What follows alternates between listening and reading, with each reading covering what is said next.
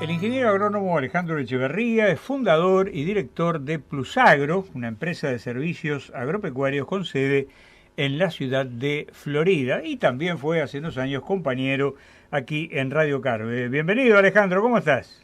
Héctor, ¿qué tal? Un gusto estar hablando contigo. Un saludo para todos los muchachos del equipo. Y bueno, esperando el agua. Ahí está. Eso me decías recién, ¿no? Cuando digo, ¿cómo está en Florida? Estamos esperando la lluvia. Está más o menos como acá, ¿no? Como en el cielo bien cerrado, con señales de que va a llover, pero todavía sin gotas, ¿no? ¿Es así? Sí, muy poquito. A las 13 por ahí empezaban las primeras gotas, pero muy tenue. Esperemos que se confirme la lluvia tan ansiada.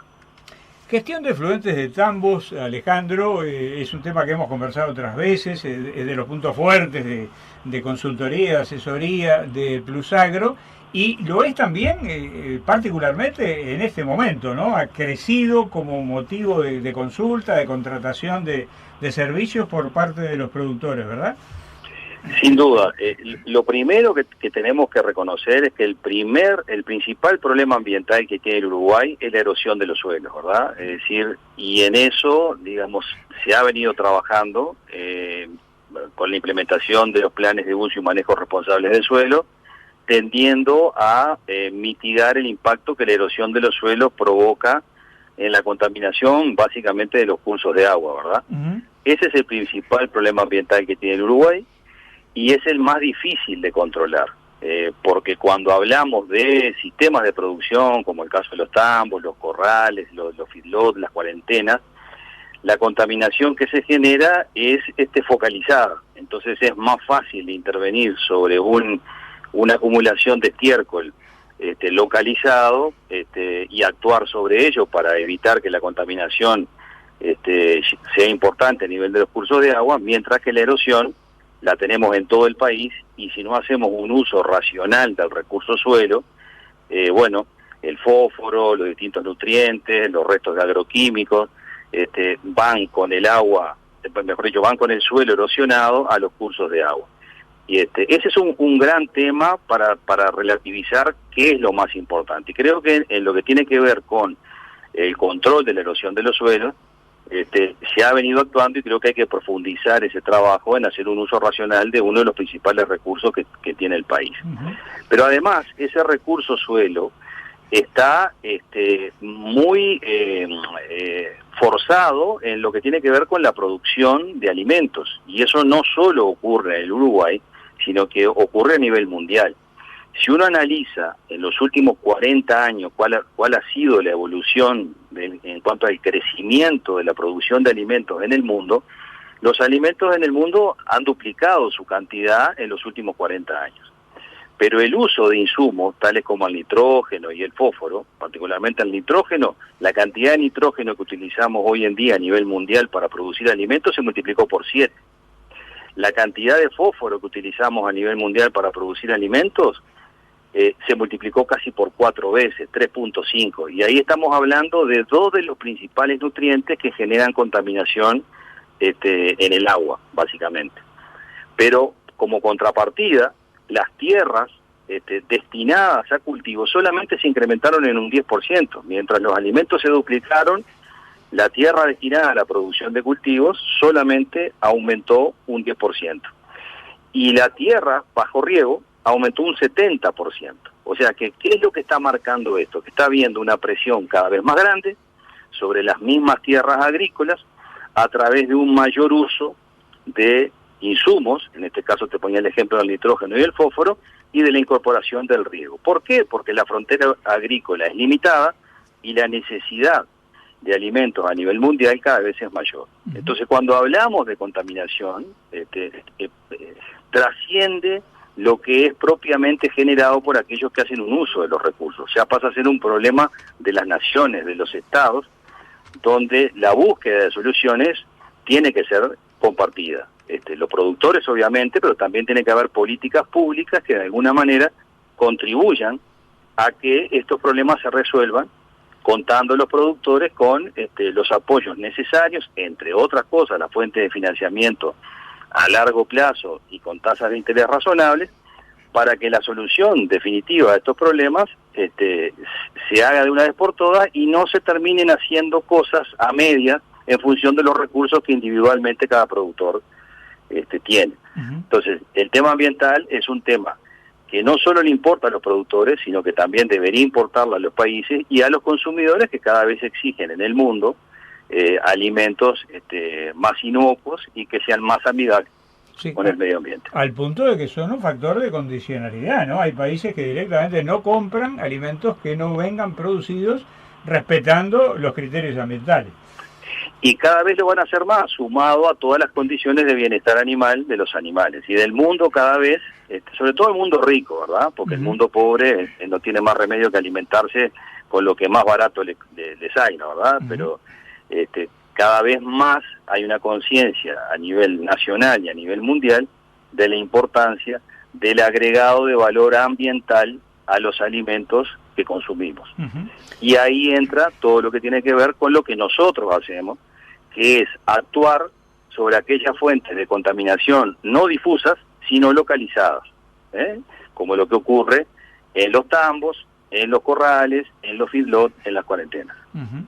El escenario que describís cuando no crece el área de producción, pero crece la producción porque crece la cantidad de nutrientes en las proporciones que decías para nitrógeno y fósforo, por ejemplo, uno puede decir, bueno, la respuesta teóricamente puede estar por el lado de la intensificación sostenible, lo que se llama así, intensificación, exacto, pero con criterios de respeto de los factores ambientales. El tema que tampoco es tan fácil la intensificación sostenible, ¿no?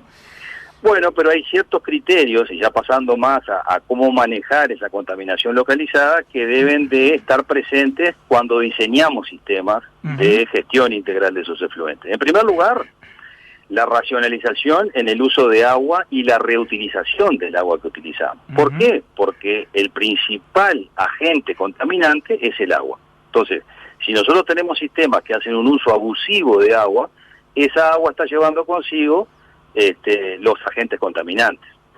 El otro gran aspecto a tener en cuenta es que el efluente debe ser considerado como un insumo que requiere manejo, que permite sustituir la utilización de nutrientes químicos, y no como un desecho que hay que eliminar en el campo, que es lo que habitualmente, o yo diría antiguamente se pensaba, ¿tá? Es decir, bueno, esto como no sirve hay que desecharlo. Sin embargo, al principio de la agricultura, el estiércol orgánico era juntado con una pala, no se usaba agua para limpiar los lugares donde estaban los animales, los establos, y ese mismo abono se utilizaba como fertilizante orgánico. Después, claro, la intensificación de la producción, la aparición de fertilizantes químicos, hizo que esos fertilizantes de tipo orgánico se fueran eliminando, o con el agua en la limpieza, o lisa y llanamente tirarlo en el campo. Entonces tenemos que revalorizar ese concepto y utilizar el efluente como un insumo que requiere saber manejarlo, y no como un desecho eliminado.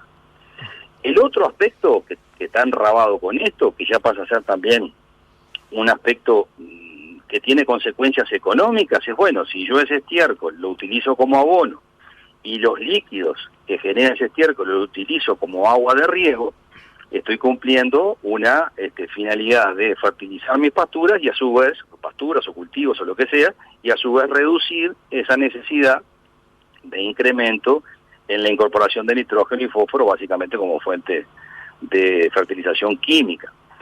El otro aspecto fundamental es prevenir la contaminación del agua superficial, como veíamos, y el agua subterránea. Lo otro que también es fundamental es tener un sistema de separación de los sólidos, es decir, cuando el estiércol formado por la orina y las heces, básicamente de los rumiantes, en el caso de Uruguay, también pasa lo mismo con los cerdos y con otras producciones animales, pero hablando de Uruguay, si nosotros separamos el estiércol sólido del estiércol líquido, la cantidad de efluentes líquidos que voy a tener que inyectar en el suelo para utilizar el suelo como un filtro va a ser menor, y por lo tanto ahí también estoy alargando la vida útil de aquellas lagunas que tengo que hacer para acumular esos efluentes, ¿verdad? Lo mismo que evitar la acumulación de materia orgánica con todo lo que eso implica alrededor, digamos, de las instalaciones de un tambo, el crecimiento de insectos, la proliferación de pragas y roedores, el ambiente de trabajo seguro para los operarios. Es decir, esos son principios básicos y que también el mantenimiento y los costos operativos del sistema de gestión de efluentes sea fácil en cuanto a la operativa, de costos relativamente bajos y que tengan el menor mantenimiento posible. Esos pilares fundamentales son los que, al menos en nuestro caso, tenemos en cuenta cuando diseñamos un sistema de gestión de efluentes, tanto en tambos como en corrales de ganado. Que esa es la clave, ¿verdad, Alejandro, desde el punto de vista técnico y conceptual? Diseñarlo como un sistema integral, ¿verdad? Donde los elementos, más allá de ajustes posteriores o de cambios en la realidad, pero concebirlo de partida, desde el inicio, como un sistema integral con todas sus piezas en armonía. Exactamente, y en ese sentido el Uruguay ha avanzado mucho en cuanto al consenso. Hace relativamente poco tiempo no había consenso en cuanto a cómo debían ser los sistemas, y se fue probando por prueba y error. Hay muchos sistemas, lamentablemente, que fueron instalados en el pasado que colapsaron, porque entre otras cosas no previeron el crecimiento que la producción tuvo, quedaron subdimensionados, o consideraban que en la medida que uno fuera sumando lagunas, de donde se generaba fermentación aeróbica o anaeróbica, el agua al final de la laguna iba a salir en condiciones tales que no había problema que se vertiera directamente en los cursos de agua. Después con el tiempo se fue viendo que no es suficiente la sumatoria de lagunas de decantación para que el agua de la última laguna saliera en condiciones de poder ser vertida a los cursos de agua. Y eso fue generando, obviamente, inversiones desproporcionadas en su momento, que fue desestimulando a la producción, años de dificultades económicas importantes en el sector agropecuario, en estos rubros intensivos, que iban postergando de alguna manera la inversión en estos temas que no se veían, como bien decíamos hoy, como una posible traba a futuro, no solo en lo que tiene que ver con la responsabilidad ambiental del país o del sector, sino eventualmente en el ingreso a mercado, que cada vez son más exigentes en cuanto a las condiciones en que produzco y cómo vendo un producto de manera amigable con el medio ambiente. Hoy eso ha cambiado, hoy hay consenso desde el punto de vista técnico de qué es lo que hay que hacer.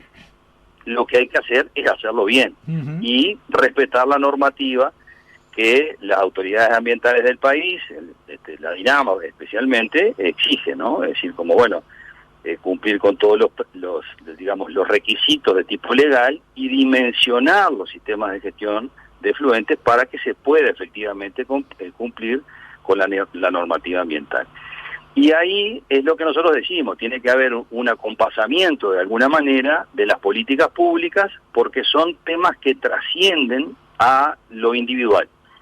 Ya son temas que no solo afectan a quienes consumen agua potable, sino que también afectan, a quienes viven en contacto con el sistema productivo, y todas esas normas tienen que ser respetadas por todas las partes, no solo por quienes hacen uso de los recursos naturales, sino también por aquellos que tienen la obligación de poner instrumentos a disposición para que se pueda cumplir con esa normativa y sobre todo después controlar de que se cumpla lo realizado. Y en eso creo que también el país ha venido avanzando en los últimos años, y esperamos que de a poco, de alguna manera el mercado está mostrando claramente la conciencia que hay a nivel de los actores productivos, pero muchas veces la falta de disponer de recursos para priorizar este tipo de actividades hace que muchos quisieran enfocar el tema y no lo pueden. Muy bien. Alejandro Echeverría, ingeniero agrónomo, fundador y director de Plusagro, empresa de servicios agropecuarios con sede en la ciudad de Florida. Siempre es un placer dialogar contigo, Alejandro, y escucharte. Un abrazo grande desde aquí. El placer es mío, Héctor, y un abrazo para todos.